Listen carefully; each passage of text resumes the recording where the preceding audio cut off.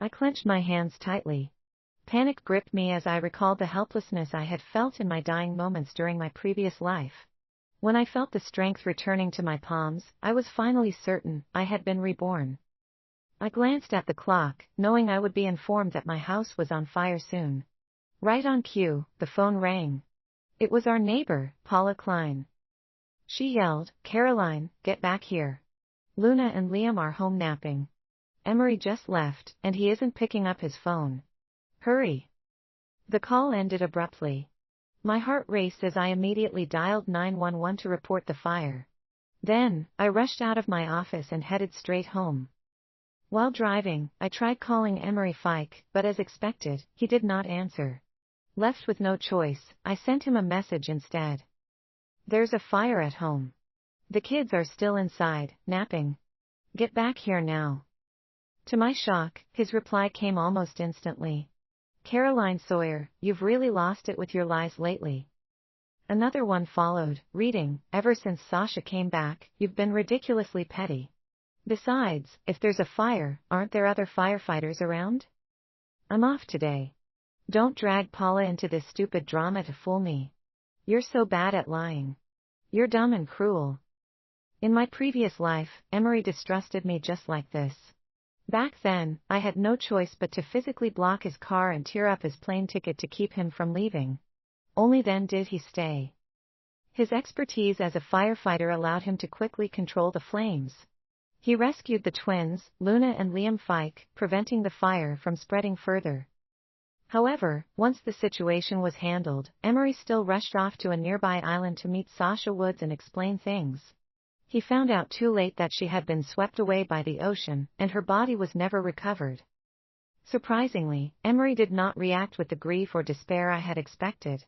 Instead, he became a model husband and father, working regular hours, taking on all the housework, and even preparing nutritious meals for me and the kids. Within 3 months of his care, I found out I was pregnant. One day, without warning, my body failed me. I collapsed, gasping for air as my vision blurred. Emery just stood there while watching me struggle. His expression was cold and detached.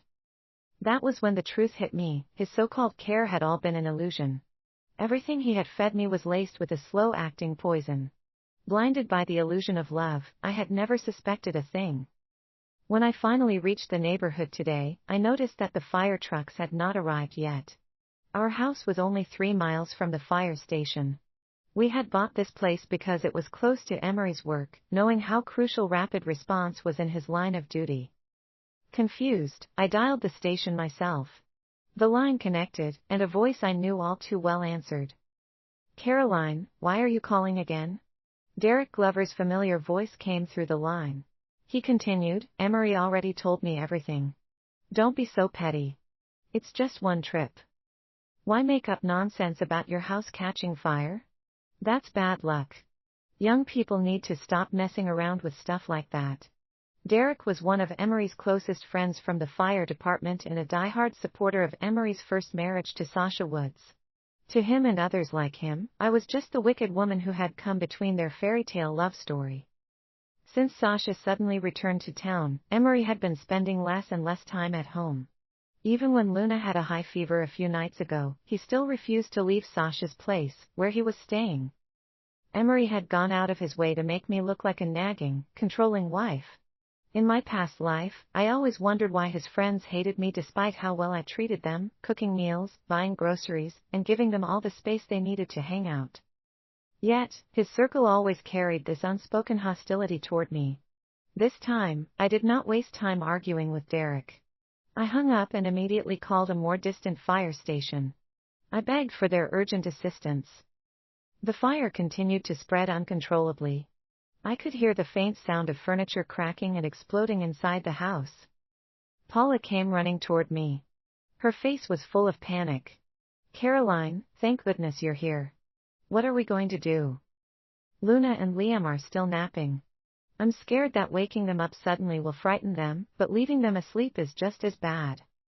I followed her gaze to the flames, which had started in the north wing of the house, right where the kids' bedrooms were. To make matters worse, there was a strong wind today, causing the fire to dance wildly in every direction. My anxiety soared. Although Luna and Liam were Emery and Sasha's children, Sasha abandoned them shortly after giving birth and disappeared without a trace. She only resurfaced recently, claiming she had been battling a severe illness and did not want to burden Emery and the kids. Emery had been heartbroken when she handed him an old medical document as proof. He blamed himself for not being there for her and swore he would do everything he could to make it up to her. I was the outsider in this tangled web of emotions, the bitter wife who had simply filled in for 5 years while Sasha was gone. However, my bond with Luna and Liam went deeper than that. I had poured my heart into raising them, not just because I loved Emery, but because the countless nights spent caring for them had forged an unbreakable connection. Though the kids knew I was not their birth mother, I could feel their love and trust in me. That was exactly why I could not just stand here waiting. I scanned my surroundings anxiously. The fire trucks still had not arrived, and time was slipping away. In my past life, Emery had used his training to rescue them. Now, I tried to recall every move he had made. I glanced up at the neighbor's balcony. Our apartment was on the 5th floor, but years of climbing practice had made scaling that height manageable for me. I grabbed a large cleaning bucket from the building's maintenance area, filled it with water, and soaked myself from head to toe. Then, I removed my silk scarf, dampened it, and tied it around my nose and mouth. After borrowing a thick rope from the maintenance crew, I slung it across my body. Seeing my intentions, the neighbors began to object. One shouted, "Caroline, you can't do this. It's too dangerous." "Yeah, just wait a bit longer. The fire department will be here any minute. Let me go instead. You shouldn't risk your life like this." Hearing their worried voices, I clenched my teeth. Emery might be out there enjoying his life right now, but Luna and Liam were my responsibility. They called me Mom, and I could not let them down. I smiled gently and shook my head. Without hesitation, I began climbing the building while using the iron window frames and air conditioning units for support. As I steadied myself on a 3rd-floor unit, a sudden explosion erupted above me. Thick, black smoke billowed out. The air around me was scorching. I instinctively recoiled as burning debris flew past my face. Furniture fragments crashed to the ground with a loud thud, causing the crowd below to scatter in fear. "Caroline, come down now. Don't go any higher. You're important too. Please, don't risk your life like this." Their pleas echoed below, but I simply smiled in response. I took a deep breath to steel myself before pressing forward. Soon, I finally reached the 4th-floor window. One more step, and I would be at our balcony. I reached out for the metal railing but jerked my hand back instantly as searing heat burned my skin. Within seconds, blisters formed on my palms. A neighbor noticed and attempted to throw a pair of gloves at me, but the distance was too great. Determined, I bit down on the pain and gripped the railing tightly. Ignoring the stabbing heat, I used my momentum to leap onto the balcony and climb inside. Cheers erupted from the crowd below as they celebrated my small victory. I rushed into the bedroom, desperately trying to wake Luna and Liam. Yet, no matter how hard I shook them, they would not stir. With no other option, I tied the rope tightly around my body. I secured one child to my front and the other to my back. As I prepared to run back to the balcony, a crystal chandelier came crashing down, narrowly missing the 3 of us by a second. I froze for a moment, catching my breath, before pushing forward. Behind me, I could hear the chaotic sounds of furniture collapsing and explosions echoing through the apartment. Time was running out. If I did not get out in a matter of seconds, the heat blast could send us all hurtling from the building. When I reached the balcony, I was startled by the voices calling from below. The fire department had arrived while I was inside and had already set up an emergency rescue cushion. "Jump! Hurry, jump down!" Relief washed over me. Tightening my grip on the children, I threw myself off the balcony without hesitation. The moment we landed safely on the air cushion, the crowd erupted into thunderous applause. As I lay there, tears slipped from the corners of my eyes. It was a moment of release, a bittersweet victory. In this life, I had sought to take revenge on Emery and Sasha. Nonetheless, my priority had always been saving these 2 innocent children. The firefighters quickly cleared a path and carried the unconscious kids to a waiting ambulance. I followed them to the hospital, then collapsed onto a bench outside the emergency room. My body felt drained of all strength as I finally caught my breath. Caroline. What the hell is wrong with you? Why didn't you explain the situation better earlier? I looked up to see Derek storming toward me. His expression was somewhere between annoyance and disbelief. I could not help but find it amusing. I had no intention of engaging with him, but Derek was not one to back down. He snarled, "You planned this whole tragic stunt just to make yourself look like a hero, didn't you? You wanted everyone to see how much effort you put in and bash Emery for being heartless, right?